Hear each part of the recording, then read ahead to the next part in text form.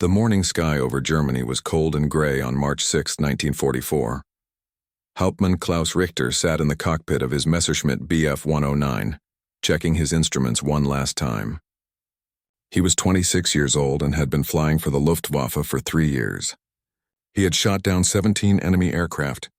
His squadron respected him. His commanders trusted him. Today felt like any other mission. The radio crackled to life. American bombers were crossing into German airspace. Klaus pushed the throttle forward and his fighter roared down the runway. Behind him, 11 more Messerschmitts took off in formation. They climbed through the clouds, hunting for the enemy. At this point in the war, the Americans were bombing Germany almost every day.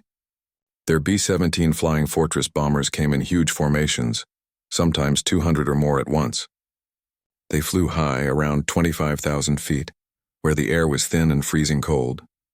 The Germans had learned to attack them from above, diving down with speed and firepower. Klaus spotted them first. Far ahead, like small dots against the white clouds, the American bombers flew in their tight box formations. Each bomber had 13 machine guns pointing in different directions. Attacking them was dangerous, but Klaus and his men were experienced. They knew the weak spots.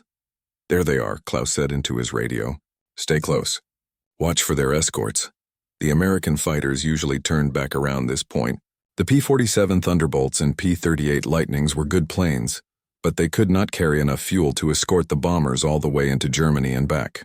This was the moment when the bombers were most vulnerable. This was when German fighters did their killing. Klaus led his squadron higher, positioning above the bomber formation. His gloved hand gripped the control stick. His finger rested on the trigger. He took a deep breath and prepared to dive. Then he saw them, silver flashes in the sun moving fast from the west. At first, Klaus thought they were more bombers. But these were smaller, sleeker. They were fighters. But that was impossible. No American fighter had the range to fly this deep into Germany. "Bogies at 3 o'clock high," his wingman Franz called out. His voice was tight with confusion. Klaus squinted through his canopy. The silver aircraft were closing in fast. They had long noses and bubble canopies. He had never seen this type of fighter before. Intelligence briefings had mentioned a new American plane, something called the P-51 Mustang. But Klaus had not paid much attention. Every few months, the Allies introduced some new aircraft that was supposed to change the war. None of them ever did. "All units, ignore the fighters," Klaus ordered. "Hit the bombers before—" He never finished the sentence. The silver fighters opened fire. Tracer rounds lit up the sky like deadly fireworks. Franz's Messerschmitt exploded in a ball of orange flame. Just like that, his wingman was gone. No warning. No chance to evade.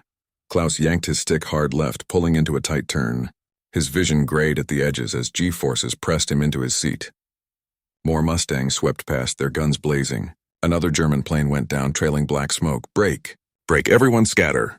Klaus shouted into the radio. The formation fell apart. Each pilot fought for his own survival now. Klaus dove toward the clouds, trying to gain speed. A Mustang followed him down. Klaus could see it in his mirror, closing the distance with frightening speed. The American pilot was good. He stayed right on Klaus's tail through every turn and roll. Klaus's heart pounded. Sweat ran down his face despite the freezing cold. He pulled up sharply, trying to stall his pursuer. But the Mustang pulled up with him. They climbed almost vertically, engines screaming. Klaus's plane shuddered, losing speed. At the top of the climb, he kicked the rudder and spun his fighter around, hoping to get behind the American. But the Mustang was already gone. Klaus looked around frantically. Where was it? Then he saw it below him, already turning to attack again. These planes were faster than anything Klaus had ever fought. And there were so many of them. The radio was chaos. German pilots screaming, calls for help, reports of aircraft going down. Klaus tried to count how many Mustangs he could see. 10, 15, 20, maybe more. They were everywhere, protecting the bombers like angry wasps defending their nest. Klaus spotted another Messerschmitt being chased by 2 Mustangs. He dove to help, firing a burst at one of the Americans. His bullets missed. The Mustang broke off, but the other one kept chasing the German plane. Klaus could not save everyone. He checked his fuel gauge. Already running low. He had been in combat for maybe 5 minutes, but it felt like an hour. His hands ached from gripping the controls so hard. His neck hurt from constantly checking behind him. "All aircraft return to base," Klaus finally ordered. It hurt to say those words. They were retreating, leaving the bombers untouched. But staying here meant dying. Klaus pushed his throttle forward and ran for home. Behind him, the American bombers continued toward their target, protected by their silver guardian angels. Not a single bomber had been touched. The Luftwaffe had been swept from the sky like dust. As Klaus flew back to base, his mind raced. What were these planes? How could they fly so far? How could they be so fast? In 3 years of combat, Klaus had never felt helpless in the air. Today, for the first time, he felt like prey instead of a predator. He did not know it yet, but the war in the skies had just changed forever. The age of the Luftwaffe was ending. The age of the Mustang had begun. Klaus landed his Messerschmitt with shaking hands. The wheels hit the runway hard, bouncing once before settling. He taxied to the dispersal area and shut down the engine. For a long moment, he just sat there in the cockpit, listening to the metal tick as it cooled. His uniform was soaked with sweat. Ground crew ran to his plane, checking for damage. Klaus climbed out slowly. His legs felt weak. He pulled off his leather flying helmet and looked around the airfield. Other pilots were landing. Some planes were missing pieces of their tails or wings, bullet holes stitched across fuselages, but too many planes were not coming back at all. He counted 3, 4, 5. Only 6 aircraft had returned from the 12 that took off. Half the squadron was gone. Hauptmann Richter, a ground crewman, ran up to him. "Are you injured, sir?" Klaus shook his head. "No, just tired." Oberst Werner Hoffmann was waiting in the briefing room. He was 50 years old, gray-haired, and had flown in the First World War. He stood with his arms crossed, his face stern. "Report," Hoffmann said as Klaus entered. Klaus looked at the map on the wall. Pins showed where German fighter squadrons were based. Red strings marked the bomber routes. "We engaged the enemy at Grid 7-4. American heavy bombers, approximately 60 aircraft. But they had fighter escort. New type, very fast. Long range. We lost 6 aircraft. Shot down 0 bombers. Maybe 1 enemy fighter damaged." Hoffmann's jaw tightened. 6 planes? How is that possible? Where were their escorts supposed to run out of fuel? They never ran out, sir. These fighters stayed with the bombers all the way. They are called Mustangs. Hoffmann waved his hand dismissively. "I have read the intelligence reports. The Mustang is just another American fighter. Nothing special. You encountered a bad situation today, Klaus. It happens. Tomorrow will be better." Klaus wanted to argue, but he was too exhausted. He saluted and left the briefing room. Outside, he found the other pilots who had survived. They sat on the ground smoking cigarettes, staring at nothing. Nobody spoke. They all knew what they had experienced. The rules had changed. That night, Klaus could not sleep. He kept seeing Franz's plane exploding, kept hearing the screams on the radio. He finally got up and walked to the operations room.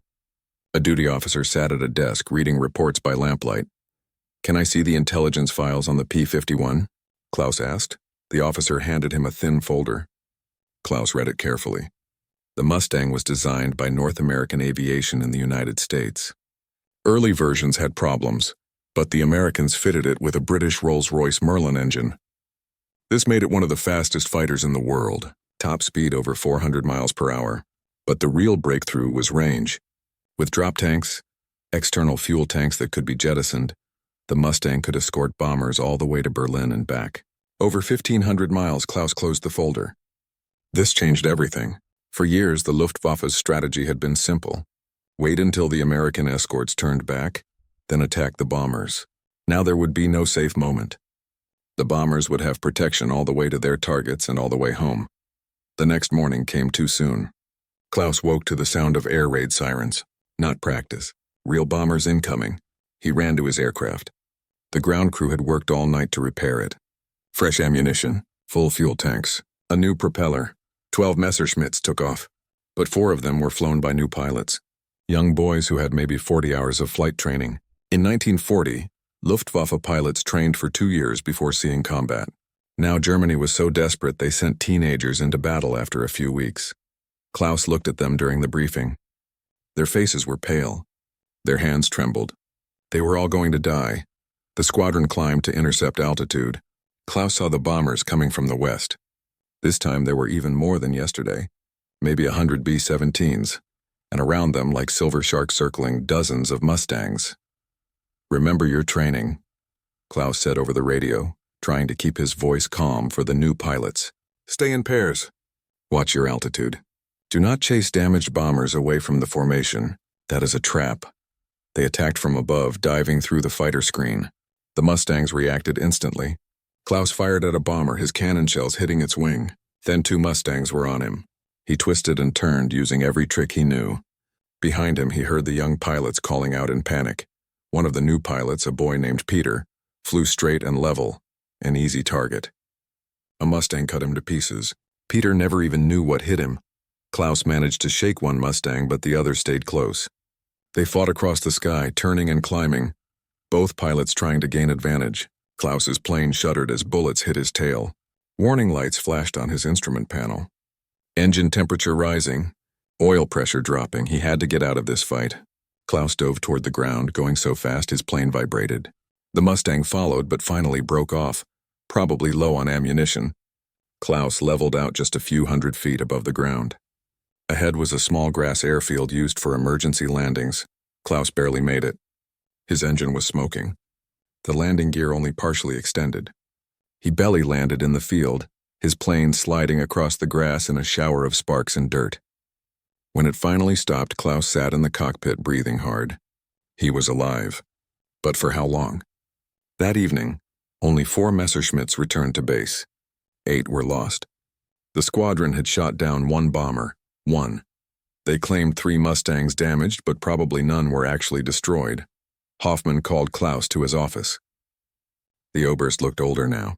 The confidence was gone from his eyes. I have received reports from other squadrons, Hoffman said quietly. It is the same everywhere. The Mustangs are destroying us. High Command is demanding answers. They want solutions. Klaus stood at attention. Sir, there is no solution. These American pilots are as good as we are. Their planes are better. There are more of them, and every day we lose experienced pilots we cannot replace. Hoffman nodded slowly. How long do you think we can hold out? Klaus thought about the young pilots who died today. Thought about Franz. Thought about all the others who would die tomorrow and the day after. Not long, sir. Not long at all. 3 weeks passed like a nightmare. Every day the American bombers came. Every day the Mustangs came with them. Every day more German pilots died. Klaus stopped learning the names of new pilots. There was no point. They rarely survived their first mission. The Luftwaffe was bleeding to death. Fuel shortages meant less training time for new pilots. Aircraft factories were being bombed, so fewer replacement planes arrived. Experienced mechanics were being drafted into the army to fight on the ground. Everything was falling apart. Klaus now commanded what was left of 3 squadrons combined. On paper, he had 36 aircraft. In reality, only 18 were airworthy on any given day. He had been promoted to major, not because of achievement, but because everyone above him was dead. It was April now. Spring was coming to Germany, but there was no joy in it. The flowers blooming in the fields around the airbase seemed like a cruel joke. How could nature be so beautiful when so many young men were dying? Klaus sat in the operations room, studying a map. His commanding officer, a new colonel named Steiner, pointed to a city in central Germany. Schweinfurt, Steiner said. The ball-bearing factories there are critical to our war production. Intelligence reports a major American raid is coming tomorrow. We must defend those factories at all costs. Without ball bearings, our tanks cannot move. Our aircraft cannot fly. Germany will be paralyzed. Klaus knew about Schweinfurt. The Americans had bombed it before, in 1943, before they had the Mustang. The Luftwaffe had savaged the bomber formations, shooting down 60 B-17s in a single day. It had been the worst loss the Americans ever suffered. They called it Black Thursday. But that was then. Now everything was different. How many aircraft can I take? Klaus asked. 22 Messerschmitts from your group. There will be other squadrons as well. Maybe 150 fighters total defending Schweinfurt. Klaus nodded. And how many bombers are coming? Steiner hesitated. Intelligence estimates 300. With at least 200 Mustang escorts. The math was simple. The Germans would be outnumbered 3-1. And the Americans had better planes. Klaus felt his stomach tighten. This was not a battle. It was a slaughter. That night, Klaus wrote a letter to his mother. He did not tell her where he was or what he was doing. Censors would black that out anyway. He just told her he was well and thought of her often. He told her he was proud to serve Germany. He did not tell her he would probably be dead in 24 hours. Dawn came cold and clear. Perfect bombing weather. Klaus gathered his pilots in the briefing room. Most were teenagers. A few were in their early 20s. Only 3 besides Klaus had more than 10 missions of experience. Today is important, Klaus told them. Those factories must survive. Our country depends on it. Stay together. Protect each other. If you get hit, try to bail out over friendly territory. Any questions? A young pilot named Eric raised his hand. He was 19 years old. Sir, is it true the Mustangs can fly as far as Berlin now? Klaus nodded. Yes, they will be with the bombers from start to finish. We will have no moment of advantage. But we have one thing the Americans do not have. We are defending our home. Our families are in those cities below. Our mothers. Our sisters. Remember that when you are afraid. The pilots stood and filed out to their aircraft. Klaus watched them go.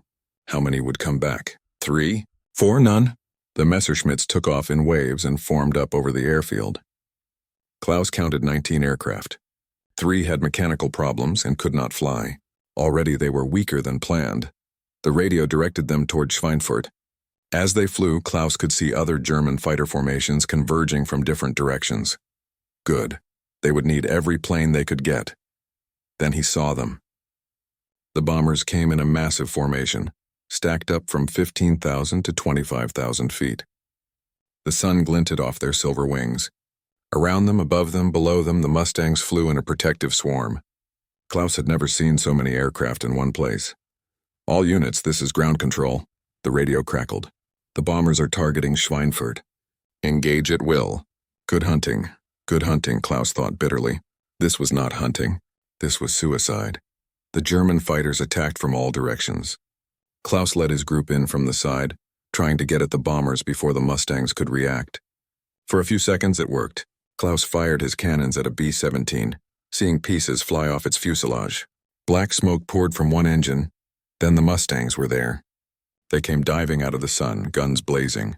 Eric's plane exploded. Another Messerschmitt spun away, trailing flames. The formation shattered. Klaus found himself alone, surrounded by enemies. A Mustang locked onto his tail. He pushed his throttle to maximum and dove, twisting and turning. The American stayed with him. Bullets cracked past his canopy. Klaus pulled up hard, so hard his vision went black for a moment. When it cleared, the Mustang was gone, but another was coming from the right. Klaus turned into it, firing a desperate burst. The Mustang flashed past, so close Klaus could see the pilot's face. Then a third Mustang attacked from below. Klaus's plane shuddered as cannon shells ripped through his left wing. Warning lights lit up across his instrument panel. Hydraulic pressure 0, engine temperature critical, fuel leak. His aircraft was dying. Klaus looked down. The ground was spinning beneath him. His plane was in a slow spin, controls barely responding. He tried to level out, but the stick felt like it was made of stone. All aircraft, I am hit, Klaus transmitted. Bailing out, he pulled the canopy release. Wind screamed into the cockpit. Klaus unbuckled his harness and pulled himself out of the seat. The slipstream caught him and threw him away from the plane. He tumbled through the air, sky and ground spinning past in a blur. Klaus pulled his ripcord. The parachute opened with a violent jerk. Suddenly everything was quiet except for the wind. He looked up and saw the battle continuing above him. Planes falling, smoke trails, explosions. The bombers continued toward Schweinfurt untouched. He looked down and saw his Messerschmitt spiral into a forest and explode. That was his 4th aircraft lost in 3 weeks. How many more did Germany have left? Klaus landed in a field. Farmers ran to help him, tangling his parachute. They gave him water and asked if he was hurt. He shook his head. Physically, he was fine, but inside he felt broken. A military truck picked him up an hour later. As it drove him back to base, Klaus watched the sky. The bombers were returning now, flying back to England. Still protected by Mustangs. Still untouched. Schweinfurt was burning behind them. Klaus returned to base that evening to find chaos. The operations room was filled with reports from all over Germany. The day's battle had been a disaster. 42 German fighters shot down. 8 bombers destroyed. 8. The price was too high. Germany was losing 4 or 5 fighters for every bomber they killed. Colonel Steiner looked exhausted. The factories at Schweinfurt are heavily damaged. he told Klaus. Production will be reduced by 60%. Berlin is ordering us to increase defensive operations. Klaus almost laughed. With what, sir? We lost 3 planes today from my squadron alone. I have 16 aircraft left. Half the pilots are too injured or too shaken to fly. How do we increase operations? Steiner had no answer. He just handed Klaus a glass of schnapps and walked away. That night, Klaus could not sleep. His mind replayed the battle over and over. The Mustangs had been everywhere. How did the Americans train so many good pilots? How did they build so many aircraft? Germany had started this war with the best air force in the world. Now they were being crushed. A week passed. Klaus was given a new Messerschmitt Bf-109 G6, one of the latest models. It had a more powerful engine and heavier guns, but it was still slower than the Mustang, still had less range. The engineers tried their best, but they could not overcome the simple fact that American industry was stronger. By now it was late April 1944. Klaus had survived 38 combat missions against the Mustangs. He was one of the most experienced pilots left in his group. Others whispered that he was lucky or blessed or too stubborn to die. Klaus did not feel lucky. He felt like a man waiting for his execution. The call came at dawn on April 29th. American bombers heading toward Berlin. All available aircraft scramble. Klaus ran to his plane. Only 12 Messerschmitts were ready to fly. 12 planes against hundreds of enemies. They climbed through broken clouds searching for the bomber formation. Klaus spotted them north of Berlin, a huge formation of B-17s heading back toward England. They had already dropped their bombs. The German capital was burning below. "This is Major Richter to all units," Klaus transmitted. "We catch them on their way home. They will be low on fuel and ammunition. We have a chance," but even as he said it, he saw the Mustangs. They flew high above the bombers, watching, waiting. Klaus counted at least 30 of them. The German fighters attacked anyway. They had no choice. Klaus led his squadron in a diving attack from the east, coming out of the sun. He selected a target, a B-17 that lagged slightly behind the formation. Its number 2 engine was smoking. Already damaged, Klaus closed to 500 meters and opened fire. His cannon shells walked up the bomber's fuselage. He saw the tail gunner stop firing, but then tracer rounds flashed past his own canopy. A Mustang was on him. Klaus broke hard right, pulling his stick back until his vision grayed. The Mustang followed.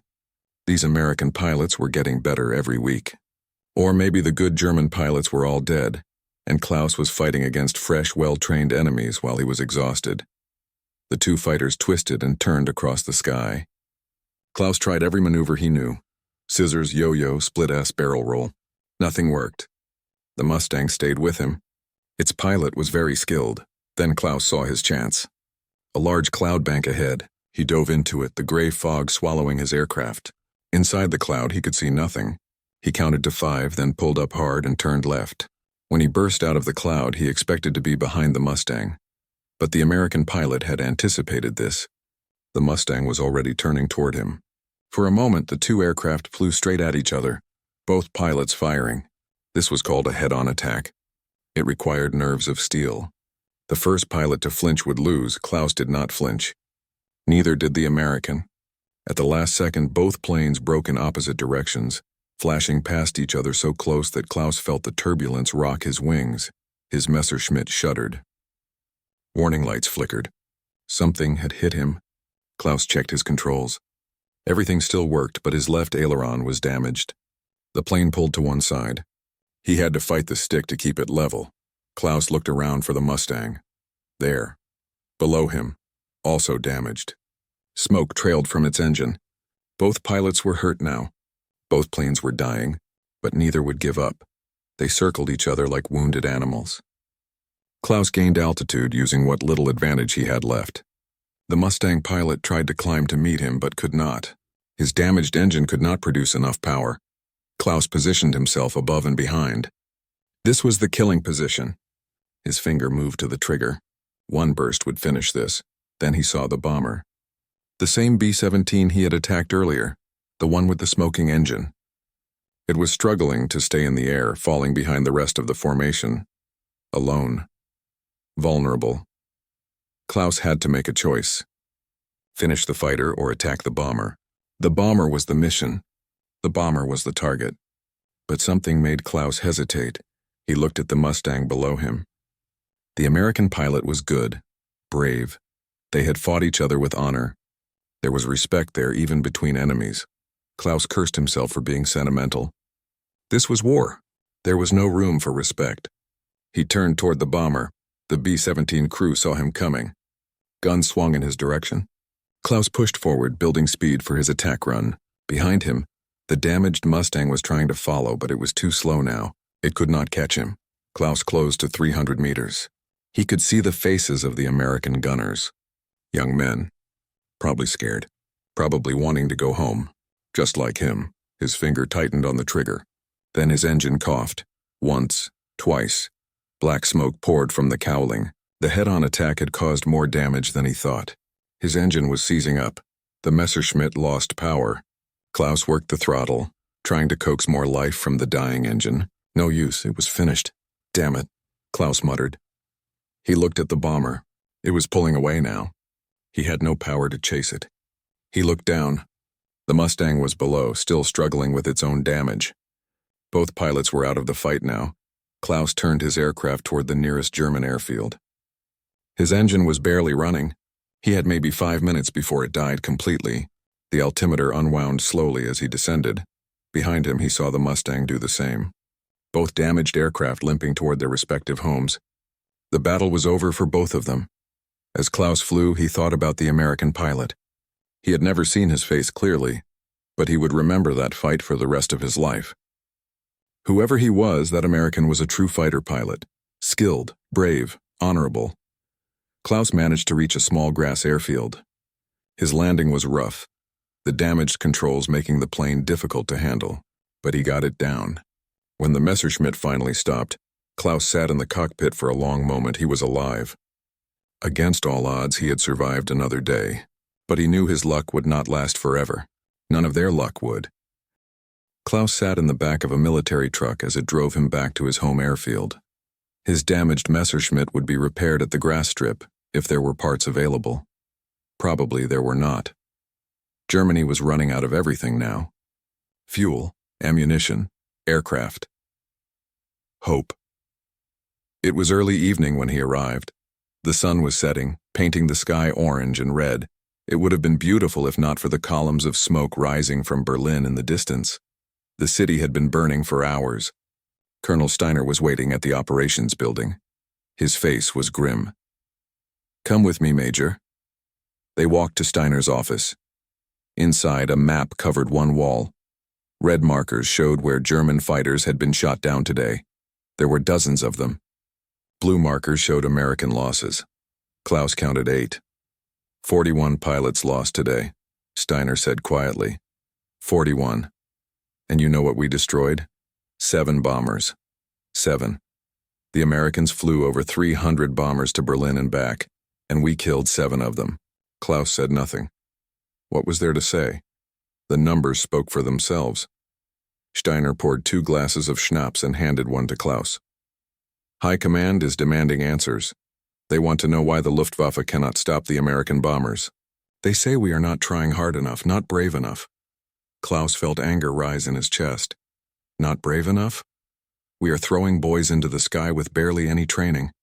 We are flying broken aircraft against superior enemies. My pilots are dying every day. How much braver can we be? Steiner raised his hand. I know, Klaus, I know, but Berlin does not see what we see. They sit in their bunkers and look at maps and think they can order victory into existence. He drank his schnapps in one gulp. Tell me honestly, can we win this war in the air? Klaus looked at the map. All those red markers, each one represented a pilot, a man with a name, with a family, with dreams of going home someday. All gone. No, sir, Klaus said. We cannot win. The Mustang has changed everything. Before they had this plane, we could attack the bombers when their escorts turned back. We had maybe 30 minutes when they were vulnerable. Now they have protection from takeoff to landing. We have no chance. What would you recommend? Klaus thought about it. Pull back the fighters. Stop trying to intercept every raid. Conserve our strength. Focus on defending the most critical targets only. And train our pilots properly. A pilot with 200 hours of training has a chance. A pilot with 40 hours is just target practice for the Americans. Steiner nodded slowly. I will send your recommendations up the chain, but I do not think anyone will listen. He refilled both glasses. The war is lost, Klaus. Maybe not today. Maybe not tomorrow. But soon. When the Americans control the sky, they can bomb our factories, our oil refineries, our cities. Without fuel, our tanks cannot move. Without factories, we cannot build new weapons. It is over. They drank in silence. Outside, Klaus could hear the sound of aircraft engines. He looked out the window and saw mechanics working on the remaining Messerschmitts by lamplight. They would work all night to have as many planes ready as possible for tomorrow. Tomorrow. There was always a tomorrow in this war. Always another mission. Always more death. Klaus walked to the barracks. Inside, the surviving pilots sat around, playing cards, writing letters, or just staring at nothing. They were all exhausted, all haunted. A young pilot named Dieter approached Klaus. He was 20 years old. Sir, is it true? Did we really lose over 40 planes today? Klaus nodded. Yes. And the Americans? How many did they lose? Not enough. Dieter's face fell. He sat down heavily on his bunk. Klaus wanted to tell him something encouraging, wanted to say that things would get better, that they would find a way to win. But he could not lie to these men. They deserved the truth. That night, Klaus lay in his bed, but could not sleep. He thought about all the pilots he had known who were now dead. Franz, Peter, Eric, so many others whose names blurred together. He thought about the American pilot he had fought today. That man had skill and courage. He had earned Klaus's respect. Maybe if things had been different, Klaus thought. Maybe if we had been born in different countries, we could have been friends instead of enemies. The air raid sirens woke him before dawn. Klaus ran outside and looked up. The sky was still dark, but he could hear them. Hundreds of engines, thousands. The Americans were coming again. All pilots to your aircraft, someone shouted. Klaus ran to his plane. A different Messerschmitt this time. His damaged one was still being repaired. This one was older, worn out. The paint was faded. The canopy was scratched. But it would fly. Only 8 aircraft were ready this morning. 8. Klaus's squadron had started with 12 planes 2 days ago. Now 8. They took off into the darkness and climbed toward the rising sun. Below them, Germany stretched out. Fields and forests and cities. Home. Worth defending, even if the cause was hopeless.